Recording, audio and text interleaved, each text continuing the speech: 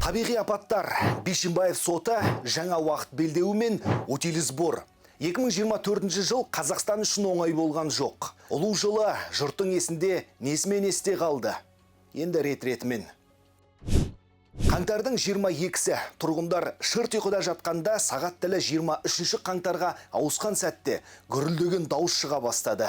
Еден дірілдеп, аспа шамдар шайқалды да кетті. Жер сілкінді. Дүмпудің күші 6 балл деп бағаланды.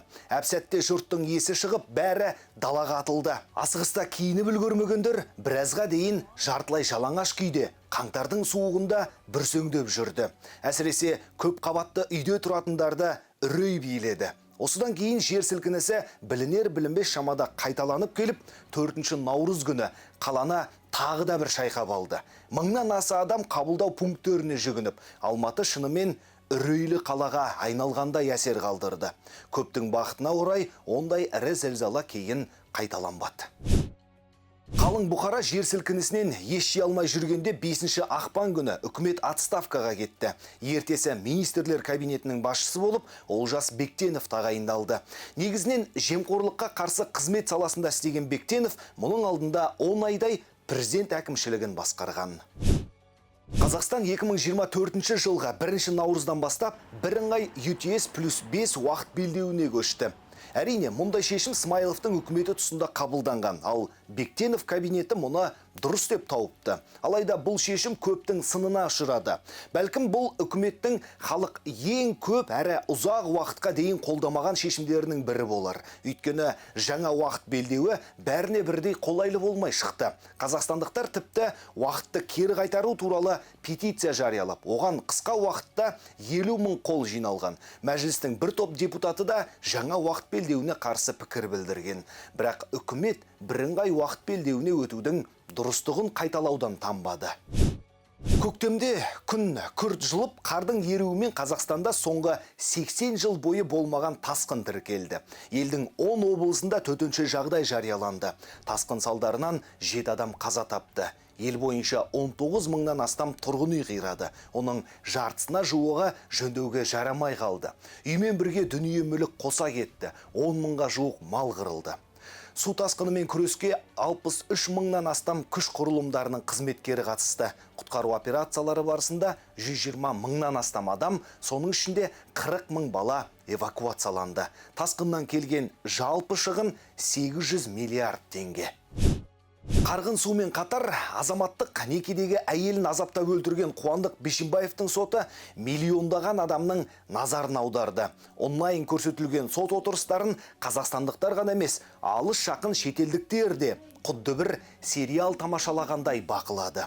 Ақырында 13 мамыр күні Астана қаласындағы қылмыстық істер жөніндегі мамандандырылған ауданаралық соты әйелін аса қатыгездікпен өлтірді деп айыпталған Қуандық Бишімбаевты 24 жылға соттады. Соттағы соңғы сөзінде Бишімбаев өз туыстарының еш кінәсі жоқтығын айтып, оларда кінәламауды өтінді. Онымен бірге сотталған бауыры Бақытжан Байжанов 4 жыл арқалап кетті. Бірнеше жыл бойы дүркін көтеріліп келген утил алымды алып тастау немесе мөлшерлемесін едәуір төмендету мәселесі биыл қатты көтерілді. Мәселені айтып жүргендердің желідегі видеолары миллиондап қаралым жинап, утил алымды алып тастау туралы петицияға санаулы күнде 50 мың қол жиналып, тіпті депутаттардың өзі мінберден қаһарлы үнмен тақырыпқа үн қосқанда, осы утил алым мәселесінде шынымен де өзгеріс болатындай әсер қалдырды. Нәтижесінде бірнеше қоғамдық талқылау өтіп, қос тараптың уәжі тыңдалды. Сырттан машина кіргізіп, жағымды жаңалық болып қалама деп көлігін рәсімдемей жүргендер көп болды. Алайда 20 шілдеде өнеркәсіп және құрылыс министрлігі утилизация алымына қарсы петиция талаптарын орындаудан ресми түрде бас тартты. Осыдан кейін спортсүйер қауымның назары Парижде өткен жазғы Олимпиада ойындарына ауды. Қазақстан 4 жылдықтың басты бәсекесінде 1 алтын, 3 күміс және 3 қола иеленіп, жалпы есепте 43-ші орынды місе тұтты. Париж Олимпиадасынан кейін ізін ала Қазақстанда 5-ші дүниежүзілік көшпенділер ойыны өтті. Байрақты бәсекеге әлемнің 100-ден аса мемлекетінен 2000-нан көп спортшы бағын сынады. Жаһандық жарыста екі бауырлас ел, қазақ-қырғыз көкпарда бірін-бірі қамшымен сабап үлкен дау туғызған еді. Көрші мемлекеттің спортшылары тіпті марапаттау рәсіміне қатыспаймыз деп мінез көрсеткен. Сөйтіп, күзде 6 қазанда Қазақстанда АЭС салу бойынша референдум өтті. Ол жерде бастаманы қолдайсыз ба, жоқ па деген екі қана сұрақ болды. Референдум нәтижесі бойынша халықтың 71,12% бастаманы қолдаған. Үкімет АЭС салынатын орын ретінде Алматы облысы Балқаш көлінің маңындағы үлкен ауылын белгілеп отыр. 4 қазан күні Алматы облысында жас жігіттер жабылып, 16 жастағы жасөспірім Шерзат Болатты өлтіргені дүйім жұртты дүр сілкіндіргені рас. Бұл ақпарат тура референдум өткен күннің ертесі желіде желдей тарады. Бір топ жігіт жасөспірімді тепкілеп жатқанын маңайдағы тұрғындар видеоға түсіріп алған. Бұзақылар ешкімді аямапты.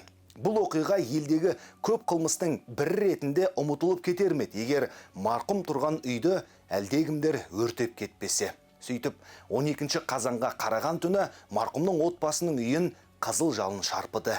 Шерзаттың туыстары өртті күдікті тараптың әрекетімен байланыстырды. Шерзаттың өлімін тергеу орбитасында 13 адам бар. Оның 11-і күдікті, 2-і куәгер. Ал 25 желтоқсан күні Ақтау қаласының маңында Азербайжан Airlines әуе компаниясының Бакуден Грознойға бағыт алған жолаушылар ұшағы апатқа ұшырап, 38 адам қаза тапты. Бортта 5 экипаж мүшесін қоса алғанда 67 адам болған. Жолаушылардың 6-ы қазақстандық, 42-сі Азербайжан, 3-і Қырғызстан, 16-сы Ресей азаматы. 29 адам жарақат алып ауруханаға жатқызылды. Олардың арасында 2 бала бар. Апаттан аман қалғандар арасында қазақстандықтар жоқ. Ұшақ апатына байланысты қылмыстық іс ашылып, қайғылы оқиғаның себеп салдарын тексеру үшін үкіметтік комиссия құрылды. Биылғы жыл дәл осындай оқиғалармен есте қалды. Ал 2025 жылда не боларын өмір көрсетеді.